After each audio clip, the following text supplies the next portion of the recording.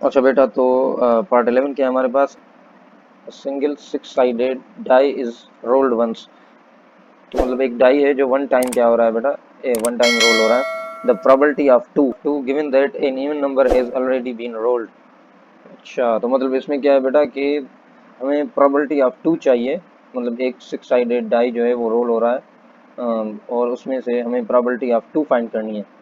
और जो even number है वो ऑलरेडी बीन रोल्ड हो चुके हैं। मतलब इवन नंबर क्या है बेटा? इवन नंबर मतलब टू, फोर, सिक्स। मतलब एक डाई है जो जिस जो रोल किया गया है और उसमें इवन नंबर जो है ना, इवन नंबर पहले से ही रोल्ड है।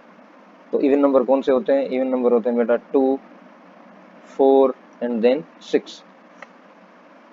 अब ये जो इवन नंबर रोल्ड है ना, ये जो इवन नंबर रोल्ड है, हम हमसे इनमें से ही प्रोबेबिलिटी ऑफ टू पूछी गई है। सही है।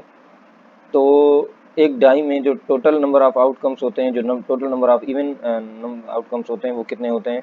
हम प्रोबेबिलिटी का क्या है फार्मूला बेटा? लेट, तो नंबर ऑफ फेवरेबल आउटकम मतलब हमें प्रोबेबिलिटी ऑफ टू। तो हम जो नंबर तो टू है, मगर टू आने की प्रोबेबिलिटी इवन नंबर्स में से कितनी होती है? तो इवन नंबर्स में से टू आने की जो प्रोबेबिलिटी होती है बेटा, वो होती है वन। सही है। तो एक ही बार टू आ सकता है। मतलब टू तो एक ही पड़ा है ना उसमें, एक डाई में जो हम रोल करेंगे तो टू तो वन टाइम ही आएगा। और इवन नंबर्स में से टू जो है वन टाइम आएगा। और टोटल नंबर ऑफ आउटकम कितने होंगे? मतलब total number of even number कितने हैं? वो हैं थ्री। तो वन अपॉन थ्री जो है वो प्रॉबिलिटी हो जाएगी। तो जो प्रॉबिलिटी होगी वो बेटा कितनी होगी? One upon three. तो ये तो बिल्कुल सिंपल था। आई होप कि ये आपको समझ में आ गया होगा। तो चलते हैं हम अपने पार्ट 12 की तरफ। पार्ट 12 क्या है बेटा? In mathematical induction P of n is generally used for.